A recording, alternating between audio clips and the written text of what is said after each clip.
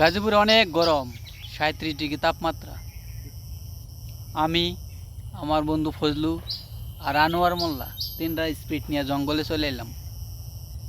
স্পিডের দাম আসলো 30 টাকা নাকি 25 টাকা, দাম বাড়ছে 5 টাকা, 30 টাকা হয়েছে। না খাই পারা যায় না, খাইলে একটু ভালো লাগে। ঠিকই দাম বাড়লো, কিন্তু মানুষের দাম ঠিকই কমতাছে। বাংলাদেশের এত জিনিসের দাম বাড়ছে, কিন্তু মানুষের দাম দিন যাইতেছে আর কমতাছে। কি বলবো বলেন, মনের দিকে স্পিড খাইতেছে। বাড়াইছে দাম, বাড়া আরো বাড়া, তারপরও খামু স্পিড, খামুই খাইতেই থাকবো স্পিড। এই যে আমার বন্ধু আইতাছে আনোয়ার মোল্লা, চাকরি বাকরি নাই, সারাদিন খালি টেনশন আর টেনশন।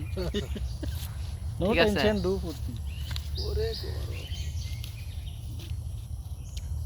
যখন তিনটা বন্ধু একসাথে, ওই আর একটা বন্ধু আসলো জালাল আহমেদ, সে বিদেশের মাটিতে এখন, একসাথে ঘুরতাম, তার খুব মিস করি। বন্ধু জালালের খুব মিস করি। সে বিদেশের মাটিতে গিয়া মাসে ভালো ইনকাম করতেছে। এক সময় আসবো, আসার পরে একটা ভালো একটা পজিশন নিয়ে দাঁড়াইবো। আর আমরা